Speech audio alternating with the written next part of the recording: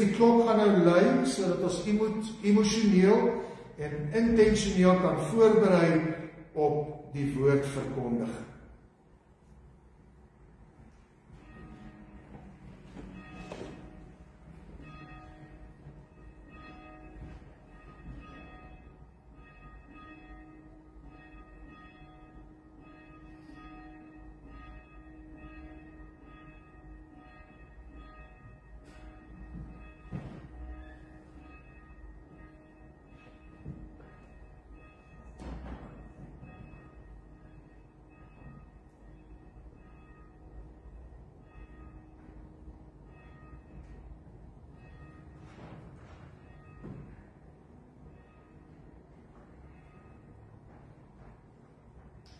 Ons staan vir die toetrede lied, die fotum, die seëngroet en die lofsang. Die toetrede lied, gesang 168, strofes 1 tot 3 en die lied na die fotum en die seën, die oorwinningslied. Kom ons staan.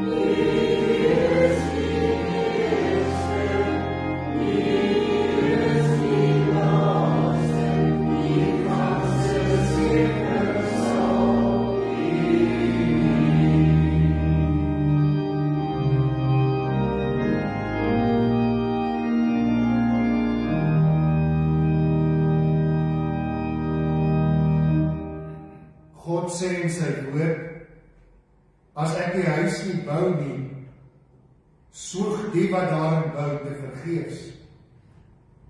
As ek die stad nie beskerm nie, waak die wat dit beskerm te vergeefs. Geliefdes, die genade van die Here sal by ons almal wees. Amen.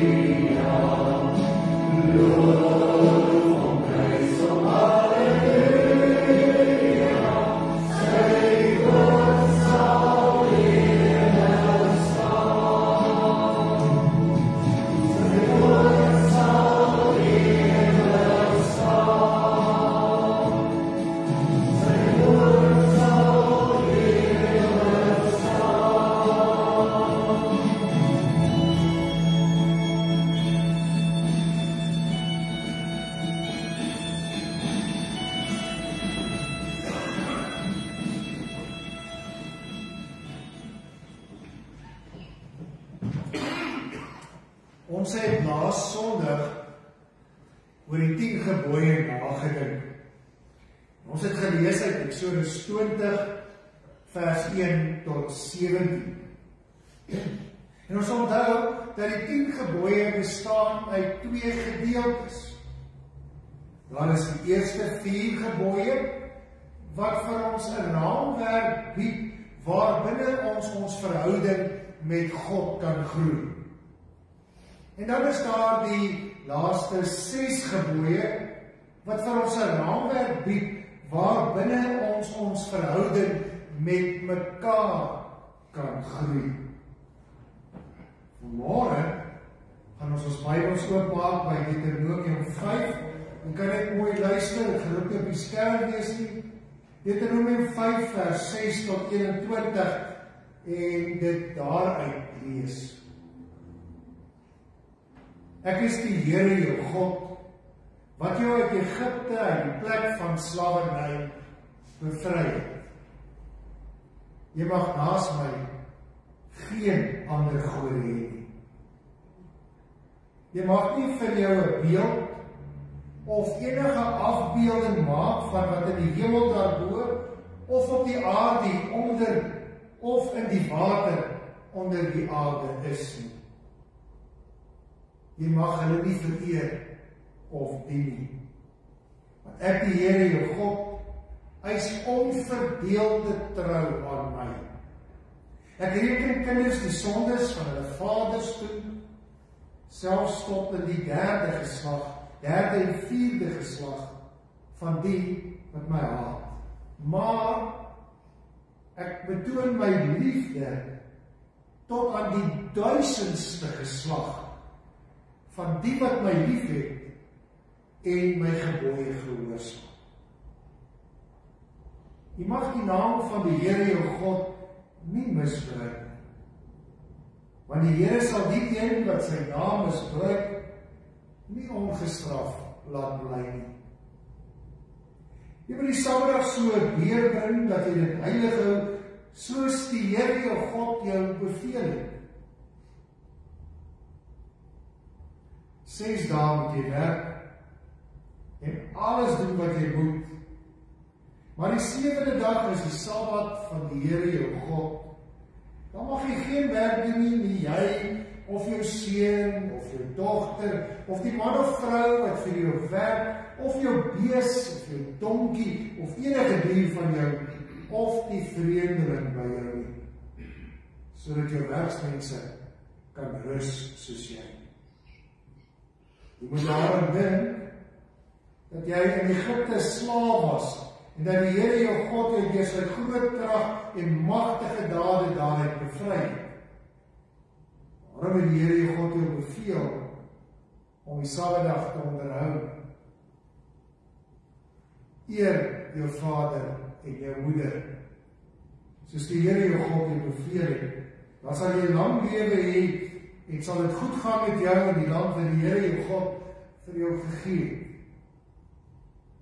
Mag jy moord pleeg, mag jy egbreek pleeg, mag jy steel nie, mag nie vals teen 'n ander mens getuig nie, mag niemand anders se vrou begeer nie, mag nie sy huis begeer nie, ook nie sy grond, sy slaaf of slavin, sy bees of donkie of enigiets anders wat aan hom behoort. Kom ons bely ons skuld. Deur saam te sit terwyl ons so bly sit uit Psalm 235, strofes 1 en 2 voor U wet, Heer, staan ons uit skuldig.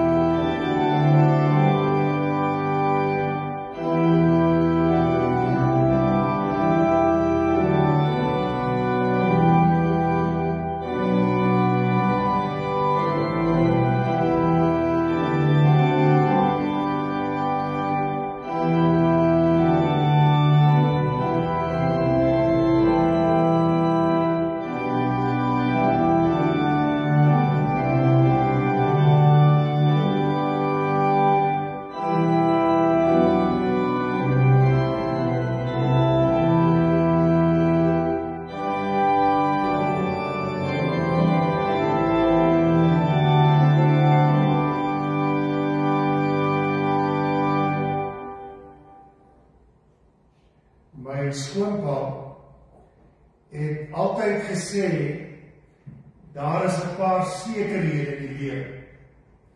Paar dinge waarvan jy kan weet, gaan gebeur. En een van daardie sekerhede waarvan hy gepraat het, daardie dinge waarvan ek en jy seker kan wees in hierdie lewe, is verlies. Om iets te verloor. Ons almal ken verlies. Ons almal het al verlies in die lewe ervaar. Miskien is jy vanmôre, is jy op daardie punt in jou lewe waar jy een of ander verlies mee worstel en stoei. Op hierdie gebroke aarde met sondaar mense soos ek en jy, kan die mens nie hierdie traumatiese ervaring van verlies sy stap. Ek ken ma's en pa's. As ma's en pa's dit sou kon regkry, sou hulle gekeer het dat hulle kinders of hulle kleinkinders deur daai traumatiese ervaring van verlies moet gaan. Maar ons kan nie. Ons kan dit nie keer nie. Want ons eie dood gaan vir ons kinders 'n traumatiese ervaring wees. So wat vir my en vir jou oorbly is om verlies te verstaan. Om te leer om in die geloof verlies te ontvang, te omarm, te hanteer. Om ons kinders en ons kleinkinders te leer dat verlies deel gaan wees van hulle lewe. En hoe hulle daarmee moet worstel en stoei. En dan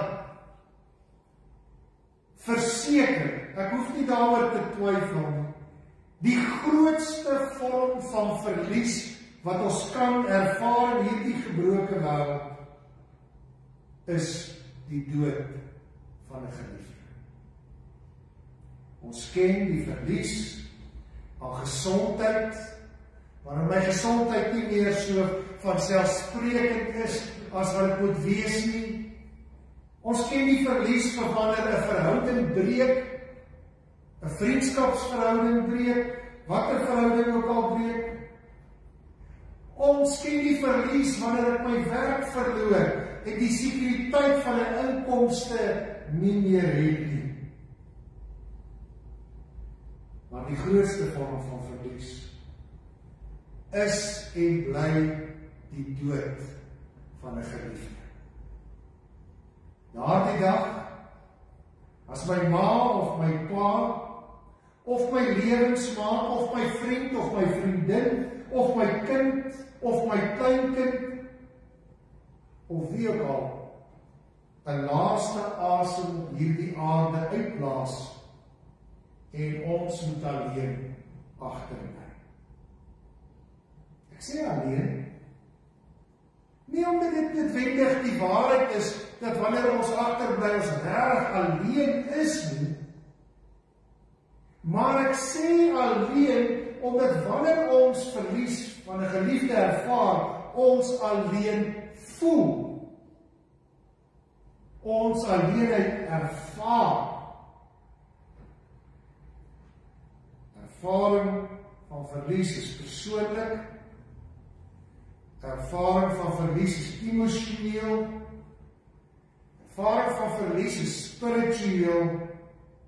En dis intens. Met ander woorde, dis traumaties. Dikwels voel 'n mens selfs 'n fisieke pyn iewers in jou liggaam as gevolg van daardie verlies in jou lewe. Wanneer dit gebeur, voel dit dikwels asof niemand anders regtig verstaan nie. Ons staar met trane in die oë na 'n leesplek by 'n tafel Ons staar met trane in die oë na ons WhatsApp groep en daardie boodskapie wat nie meer deurkom nie. Haar stil telefoon. Ons hartpyn, ons gedagtes hardloop rond met vrae soos, waarom het God dit toegelaat? Waarom juis nou? Het God my dan nie lief nie? Verlies is nie net 'n emosionele en 'n fisieke ervaring nie. Dit raak jou hele mens. Ons dink anders, ons voel anders, ja, ons glo ook soms anders. Die impak van verlies strek verder as trane. Die impak van verlies begin die manier hoe ek dink oor die lewe anders en verander. Die impak van verlies verander myself en my persoonlikheid soms. Ja, as ek nie oppas nie, kan die impak van verlies ook my verhouding met God beïnvloed. Gelukkig kan verlies ook my verhouding met God sterker maak. Maar verlies kan my verhouding met God ook laat skibreek my. Dan bly ons in die Bybel en ons dink oor ons eie verlies en ons soek na God en die hantering van verlies. En dan skielik lees ons dit raak. God verstaan ons verlies. God verwyd ons nie oor ons seer en ons pyn en verlies nie. God erken dit. Hy begrip daarvan. Ek lees dat Jesus op 'n dag daar by Lazarus se 2 sissies gekom het toe Lazarus dood is. Jesus kon in daardie oomblik toe hy daar gekom het en hulle gehuil het, staan daar in die teks, want hulle is kwaad en hulle selfs vir Jesus kwaad. Hulle sê vir Jesus, as jy maar net vroeër gekom het, dan was ons broer nie dood nie. Hoor jy hulle die verwyk? Net soos ons. Jesus sou kon opvlieg en hulle kon vasvat oor hierdie verwyk. Vir 'n gesente mens maak nie so nie. Weet julle nie dat julle broer nou nie ewige lewe is en dat dit nou beter is vir hom nie? Maar Jesus maak nie so. Nou gaan lees in die Bybel, daar staan en Jesus het saam met hulle gehuil. Wow. Vir my een van die mooiste tekste in die Bybel. Jesus huil saam met daai 2 sissies wat hulle broer verloor. En dan dink ek terug aan ons preek uit Psalm 37 wat gesê het, stadig met die oordeel, stadig met die praat, vinnig met die luister. Dink julle? Dis my, kom so baie in die lewe nou voor, dat ek die mashoof gemaak het van ons gemeente se Facebookblad. Wanneer jy saam met iemand is met verlies, stadig met die oordeel, stadig met die praat, vinnig met die luister. In Getsemane het Jesus intense verlies ervaar. Sy disippels het weggehaal te basis. Hulle verstaan. Die ouens met die stokke en die spiese is op pad om hom te kom vang. Hy weet hulle gaan hom in 'n kruis vasspyker totdat hy versmoor en doodgaan. Hy is op pad graf. Daar staan hy bloed gesloot. Hy ken dit. Hy verstaan dit. Hy het begrip daarvoor. Dawid, wat beskryf word as die Here se oogapel. Dawid, ja, gaan lees sy psalms. Hy ween, hy worstel met verlies. Sy kinders het bose goed aangevang. Sy kinders wou net meer hê. Van sy seuns wou hom doodmaak sodat hulle kon koning word. Daar's allerlei goed wat vir Dawid baie verlies ervaar. Dan skryf hy gedigte, skryf liedere wat ons psalms, Psalm 73. Ek het gedink dit is klaar met my en met my God, skryf hy. Die Bybel, God, verstaan ons verlies. Hy is daar in die verlies. Hy verwyd ons nie oor ons trauma nie. Hy verwyd ons nie oor ons trane nie. Hy verwyd ons nie oor ons vrae nie. Kom ons doen dit ook nie met mekaar. Een ding het ek geleer, by die meer as 33 jaar in die bediening. Elke mens rou op sy of haar eie manier. Daar's nie een manier nie. Daar's nie 'n regte manier nie. Ons kan nie vir iemand wat rou of swaar kry sê, kry maar net jou agterin te raak. Kom hier oor. Dis nie so eenvoudig.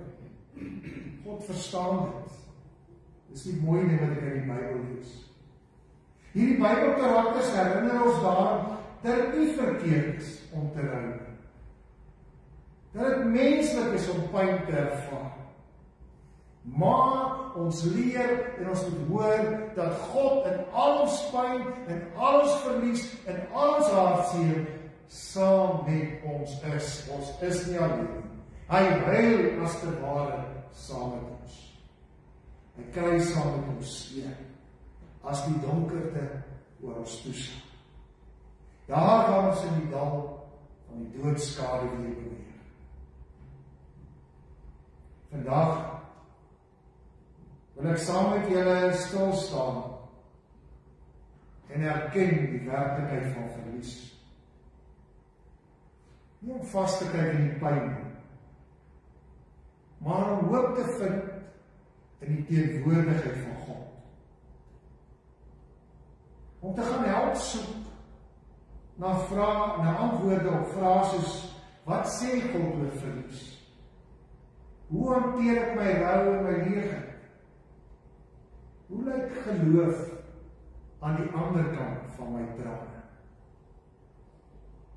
En ek wil vanmôre hier voor julle staan en sê, as pastoor en predikant, moes ek baie keer in situasies van die familie, mense vir wie ek baie lief geword het en hulle lewens verlies staan. Moes baie keer in die teenwoordigheid daarvan gaan kuier. Bykans elke keer het ek met 'n mond vol tande gestaan. Wat kan jy nou reg vir 'n persoon sê wat nou hulle liefliksmaat verloor het 50 jaar, of van 'n kind, of wat gehoor het van 'n heater wat omgeslaan het en mense doodgebrand. As nie slim woord nie. Maar by Jesus wil ek leer dat ons moet leer om net by mekaar te staan. En daardie oomblikke, as my woorde opdroog, dan my teenwoordigheid opmaak. Ek dink julle het ook so gevoel. Beseker, julle het nie vir elke keer, as julle na iemand toe ry, of iemand 'n WhatsApp stuur, die perfekte woorde gehad vir daardie persoon, wat hulle ma of hulle pa gegroet het. Weet julle wat doen ek in sulke tye? Ek word stil voor God. Net stil. Dan dink ek oor wat die Bybel vir my geleer het in al die jare. Oor die jare se kennis van die Bybel. En dis hoekom dit belangrik is om die Bybel gereeld te lees. Dis hoekom dit belangrik is dat ons kinders die Bybel moet leer lees. Dit is hoekom dit belangrik is dat ons kinders die Bybel moet ken, sodat hulle in hierdie oomblik wanneer hulle stil word, sonder om 'n Bybel oop te maak, die Bybel in hulle gedagtes verloor praat. As ons nie die Bybel vir hulle ingee nie, sal hulle dit nie kry. Wanneer ek so stil word, hoor ek Psalm 121 se woorde in my kop weergalm. Ek kyk op na die berge. Waar sal my hulp vandaan kom? My hulp is van die Here wat hemel en aarde gemaak het. Skielik kom die woorde van Psalm 25 in my kop. Tot U, Here, rig ek my God op U vertrou. Maak my U wil bekend, Here. Leer my U paaie. Laat U waarheid my lei en onderrig my daarin, want U is God my redder. Terwille van U naam, Here, vergewe my sondes. Psalm 23 in die ou vertaling kom in my gedagtes op. Dan gaan ek deur 'n dal van doodskade. Sal geen onheil vrees nie. Maar U laat my aansit by 'n feesmaal. Ja, Romeine 5 vlek ook hier deur my gedagtes. Ons verheug ons ook in die swaar kry. Want ons weet, swaar kry kweek volharding. En volharding kweek egtheid van geloof. En die egtheid van geloof kweek hoop. En die hoop beskaam nie. Want God het sy liefde in ons harte uitgestort deur die Heilige Gees wat in ons woon. Dan Romeine 8. Hiervan is ek oortuig. Geen dood of lewe of engele of magte of teenswoordige of toekomstige dinge of kragte of hoogte of diepte of enige iets in die skepping kan my van die liefde van God skei nie. Die liefde wat daar in Jesus Christus ons Here is. Johannes 3 vers 6. Want so lief het God die wêreld gehad, dat hy sy enige gebore seun gegee het, sodat die wat in hom glo nie verlore sal gaan, maar die ewige lewe sal hê. Dis wanneer ek besef hoe dankbaar ek teenoor my ouers was om my Sondag vir Sondag kerk toe te vat, sodat as ek as kind die Bybel kon leer. Dis skielik dan wanneer ek besef hoe dankbaar ek teenoor my ouers is wat gesorg het dat ek nooit Sondagskool gemis het nie. Want is daar wat ek die Bybel geleer het. Ek is dankbaar teen 'n ou onderwysstelsel wat dit ook nog vir my geleer het. Ek is dankbaar vir my ma en my pa wat vir my die Bybel geleer het en die liefde vir die woord van God. Maar toe ek in stilte voor God stil word met my verlies, was dit wat ek geleer het, wat teruggekom het na my. My kom omvou het, my kom vashou het, my kom moed in praat het, my kom stuur het na die wêreld af. Die volk Israel is moedeloos. In die geskiedenis word hulle in ballingskap weggevoer. Weet jy hoe wreed was ballingskap? 'n Vreemde volk het jou land ingeval. Hulle het mense voor jou oë doodgemaak, alles wat daar bestaan het en waarvoor jy gewerk het, afgebreek. En party wat sterk genoeg is, het hulle gevat en mee getrek na 'n vreemde land. Kan jy hier instel daardie mense in ballingskap? Hoe hulle moes gevoel het. Die verlies wat hulle moes ervaar het. Hulle moes teruggedink het, my kinders is nie hier nie.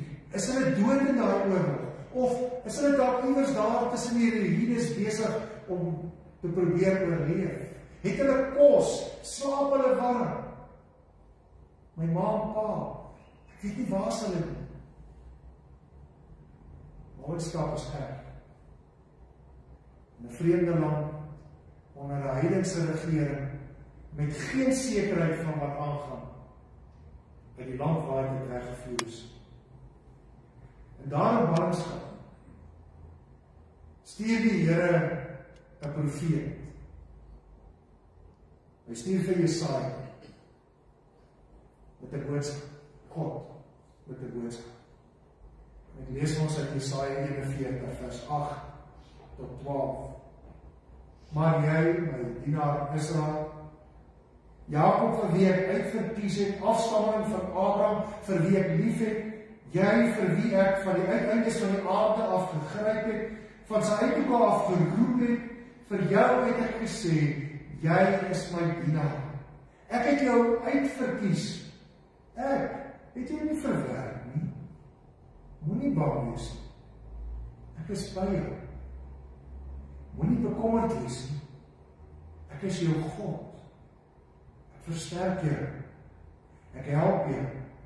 Ek hou jou vas. Met my eie hand red ek jou.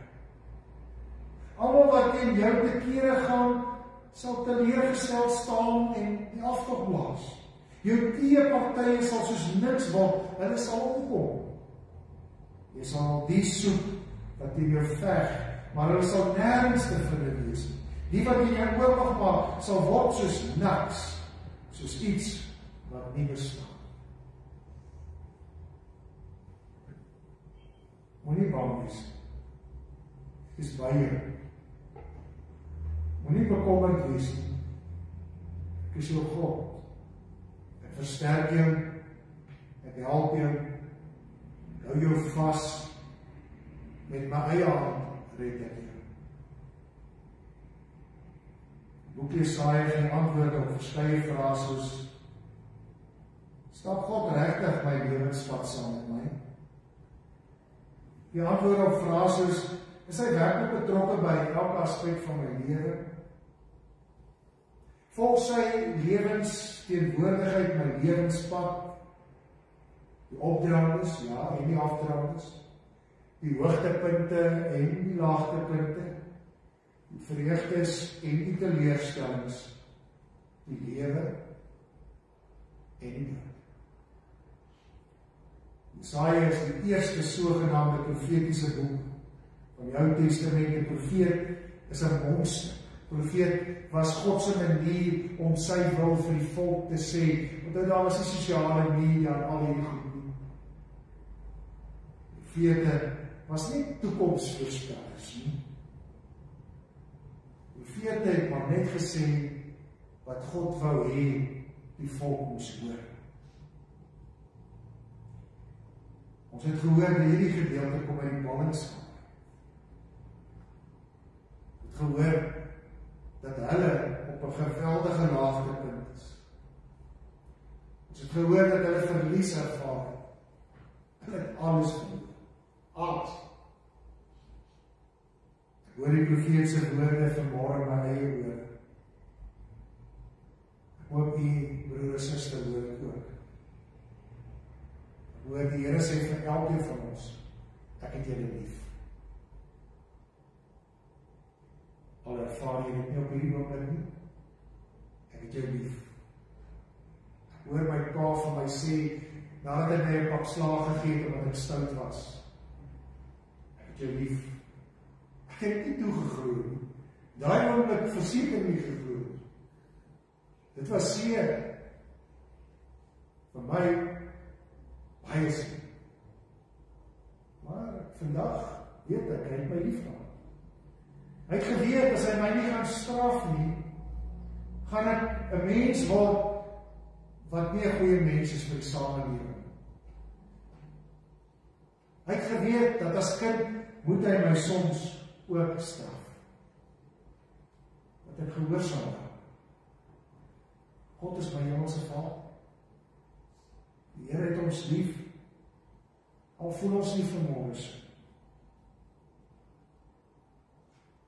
God het dit immers klaar bewys in Jesus Christus aan die kruis. God het dit klaar bewys in Jesus Christus wat die graf oorwin het, opgestaan het. Dis ware liefde. God het homself oorgegee aan die wrede, bloeddorstige mense van hierdie aarde, sodat hy op 'n wrede manier kon sterf. Vir my en jou sin. sodat ek en jy erfporsie het, sodat ek en jy die ewige lewe het. Nog 'n gedagte wat in daardie teks uit vir my kom is, die Here roep ons. Hy het ons uitverkies. Nie om niks te doen nie, maar om profeet te wees. 'n Profeet te wees vir my man of my vrou, 'n profeet te wees vir my kinders, my kleinkinders. Wat moet 'n profeet doen? Om vir hulle van die Here te leer. Gaan hulle altyd daarvan hou? Nee, hulle gaan. Was die profete altyd gewild? Nee, dit was nie. Veral wanneer die profete God se wil gesê en dit nie was wat ons wou hoor. Het hulle opgehou? Nee. God dank. Want daarom is ons vandag hier. Gaan ons ophou om ons profetiese verantwoordelikheid na te kom? Asseblief, ons moenie. Ons doen nie ons kinders en ons kleinkinders 'n voorreg om hulle maar net toe te laat om te doen wat hulle wil. Ons moet profeties wees. As die trane uiteindelik afdroog, kan ons saam in die vreugde opstaan en doen wat God ons geroep het om te doen. Kom ons skep ruimte. Kom ons verstaan verlies, pyn. Kom ons troos deur ons teenwoordig. Kom ons wees ook profeties met God se woord. Mag ons God se roepstem hoor.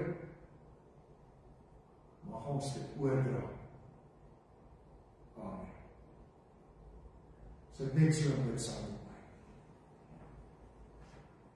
Heilige Gees, die wat soos wind waai waar hy wil, kom stil nou ons harte in hierdie geestelike maar ook fisiese koue tyd. Ons voel die seisoen het gedraai.